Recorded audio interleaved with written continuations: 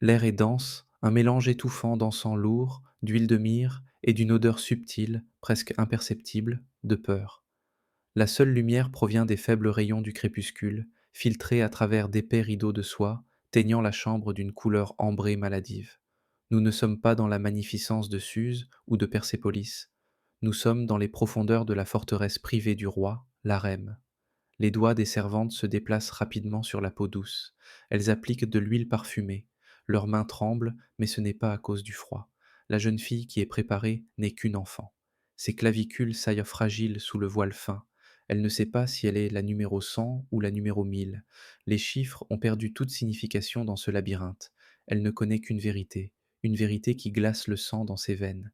L'homme qui l'attend dans la pièce voisine n'est pas seulement le roi des rois, pas seulement le souverain de millions d'âmes de l'Inde à la Grèce, pas seulement l'incarnation terrestre d'Ahura Mazda, il est aussi son père. À l'extérieur, l'empire perse est la merveille du monde, une colossale machine de conquête et d'administration. Xerxès. D'abord, le roi des rois possède des richesses inimaginables et le pouvoir absolu sur la vie et la mort. Mais le pouvoir, lorsqu'il atteint le niveau absolu, ne gouverne pas seulement les territoires, il corrode aussi l'âme. Il exige des transgressions de plus en plus grandes pour se sentir vivant. Et derrière les murs plaqués d'or, dans les chambres gardées par des eunuques où la loi des hommes ne peut entrer, le pouvoir absolu s'était transformé en dépravation absolue. Ce n'est pas une histoire de grande bataille, c'est l'histoire d'une prison déguisée en soi et d'un crime enterré par son propre arbre généalogique.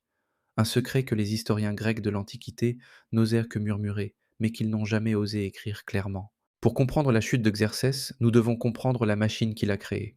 L'harem royal perse n'était pas simplement un lieu de plaisir, c'était une institution politique complexe, un État dans un autre État, fonctionnant selon ses propres lois secrètes. Lorsque Xerxès hérita du trône de son père, Darius le Grand, il n'hérita pas seulement de territoire, il hérita de ce système de contrôle.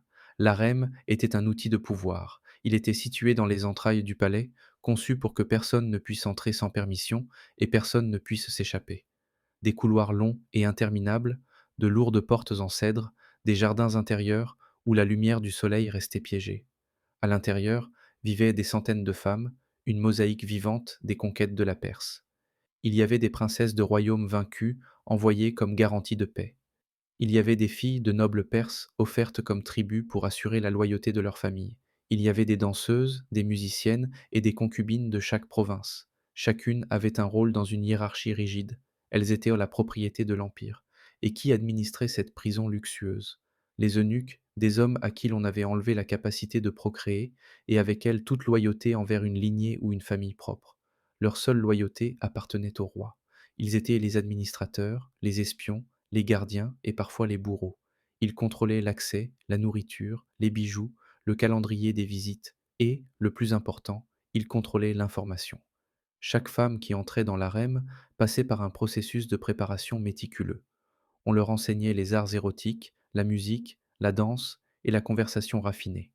Certaines, par l'intimité, pouvaient influencer les décisions du roi, mais c'était un jeu mortel. La compétition était féroce. Un murmure au bon moment pouvait élever une femme au rang d'épouse principale. Un regard de travers pouvait signifier la mort immédiate. C'était un monde de conspirations silencieuses, de sourires faux et de dagues cachées dans les manches de soie. C'était la prison parfaite, une cage dorée où les recluses étaient vêtues des tissus les plus fins et nourries des mets les plus exquis, mais où elles avaient perdu définitivement leur autonomie. Et dans cette cage avait commencé à germer une nouvelle tragédie, une que même les architectes du système n'avaient pas entièrement prévue. Ce fut alors que des enfants commencèrent à naître entre ces murs. Lorsqu'une concubine de l'harem tombait enceinte et donnait naissance à une fille, le destin de cette créature était scellé dès son premier cri. Ces filles, filles biologiques de Xerxès, grandissaient entre les mêmes murs qui emprisonnaient leur mère. Elles étaient princesses, mais n'avaient pas de statut. Contrairement aux filles des épouses principales, elles n'étaient pas préparées pour des mariages dynastiques avec des princes étrangers ou des nobles perses. Leur position flottait dans une zone grise terrifiante, porteuse de sang royal, mais considérée comme faisant partie de la collection de l'harem. Dès leur enfance, leur monde était ce labyrinthe. Elles observaient leur mère et des centaines d'autres femmes vivant dans une attente perpétuelle, attendant l'appel du roi. Elles respiraient l'atmosphère oppressante de la rivalité, de la jalousie et de la soumission sexualisée. Notre regard omniscient voit leur endoctrinement, Elles apprenaient à marcher, à parler, à utiliser leurs yeux, mais surtout, elles apprenaient l'obéissance absolue. On leur enseignait que leur corps ne leur appartenait pas, ils appartenaient à l'Empire, et l'Empire était le roi. Pendant ce temps, l'homme qui les avait engendrés changeait. Xerxès, après ses défaites militaires catastrophiques contre les Grecs, en particulier à la bataille de Salamine, il devint progressivement plus paranoïaque et cruel. Il avait tenté de conquérir le monde extérieur et avait échoué. Maintenant, il se repliait vers l'intérieur, déterminé à régner comme un dieu absolu sur le seul monde qu'il contrôlait totalement, l'harem. C'est ici que la psychologie du pouvoir illimité commence à pourrir. Quand vous pouvez avoir tout ce que vous désirez, la gratification instantanée devient ennuyeuse. Quand des centaines des plus belles femmes de l'Empire sont prêtes à se soumettre, la beauté devient triviale. La soumission perd sa saveur. Le pouvoir absolu ne cherche plus la satisfaction, il cherche la transgression. Il a besoin de stimuli plus forts, de nouvelles frontières à violer, juste pour sentir qu'il reste absolu. Les historiens grecs, comme Hérodote, ont enregistré les premiers signaux d'alarme. Ils ont relaté l'obsession de Xerxès pour l'épouse de son propre frère, Masistès. Repoussé, le roi détourna son attention vers la fille de celle-ci, sa propre nièce, la forçant à une relation. Un schéma se formait. Les limites de la famille, du sang commençaient à s'effacer dans l'esprit d'un homme qui se croyait divin. Pour Xerxès, tout et tous étaient une extension de sa propre volonté.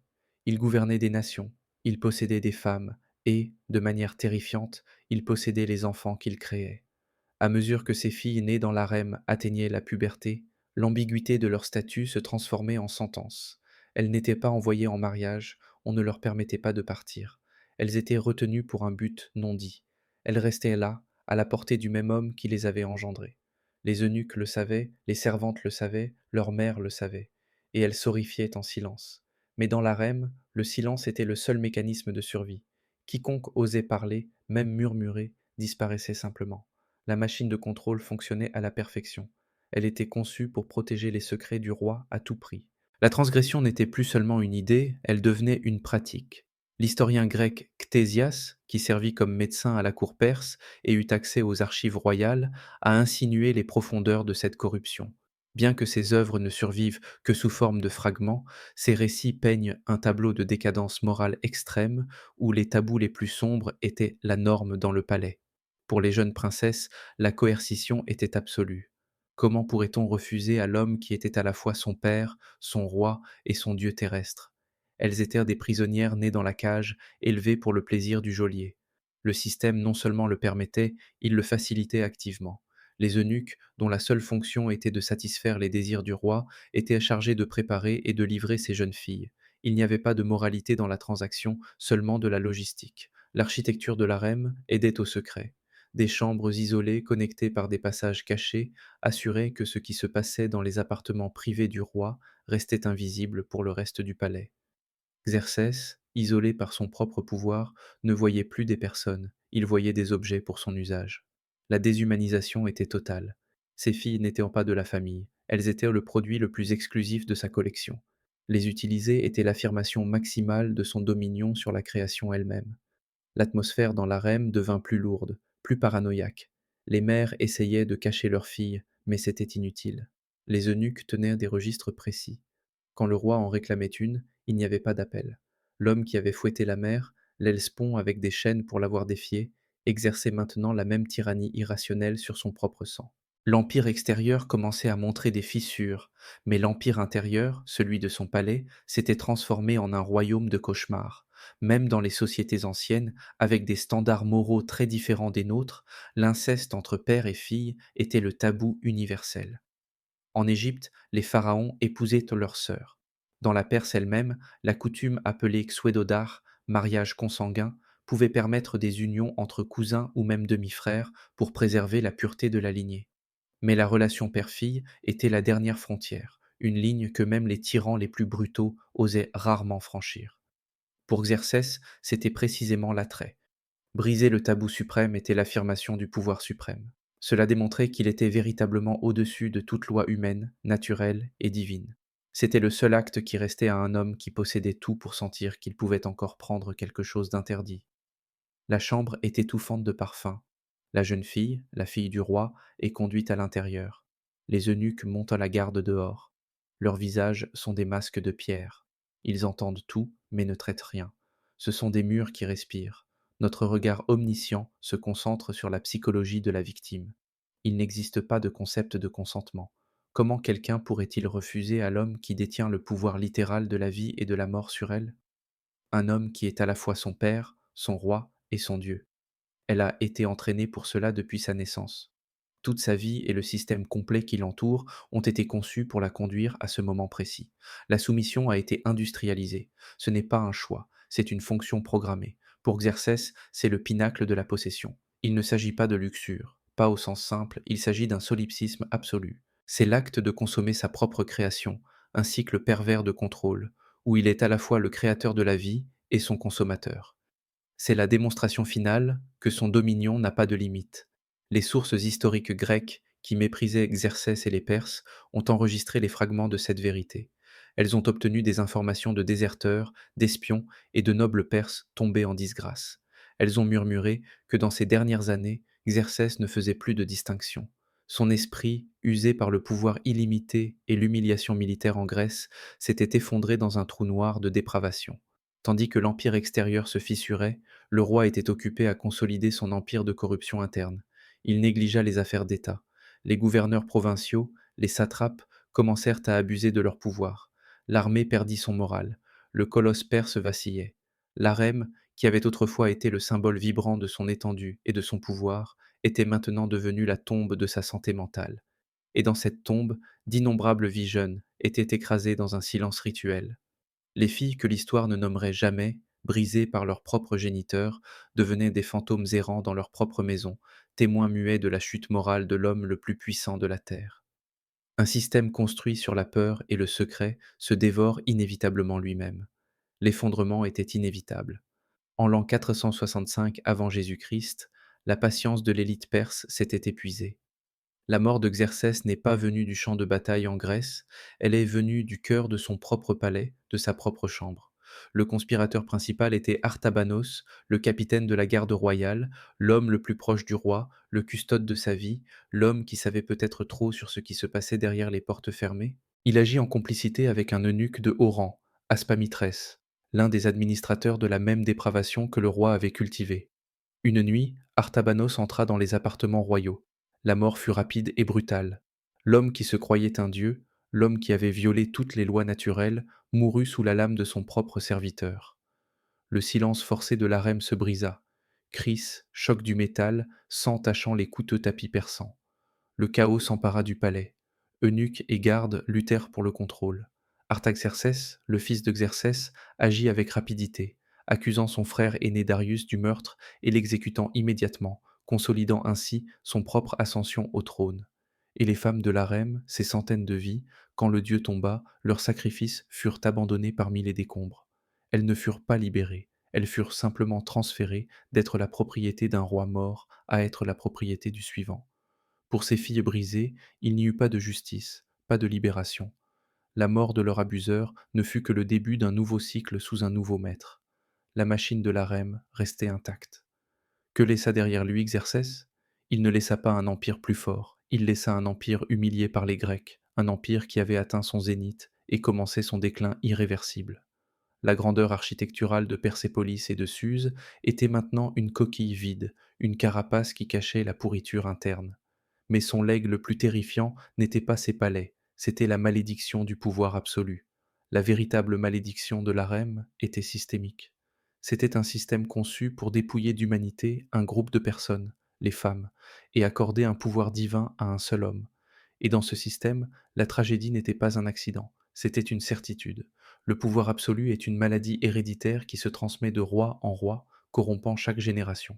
L'histoire est écrite par les vainqueurs. Elle enregistre le nom de Xerxès, d'Artaxerxès et d'Alexandre le Grand, l'homme qui réduirait finalement Persépolis en cendres. Mais l'histoire n'enregistre pas le nom d'une seule des filles de Xerxès, née dans l'harem. Elles restent anonymes pour toujours. Ce sont des fantômes dans les annales, des statistiques silencieuses du véritable coup du pouvoir. Leur existence ne survit que comme des murmures grotesques dans les textes de leurs ennemis.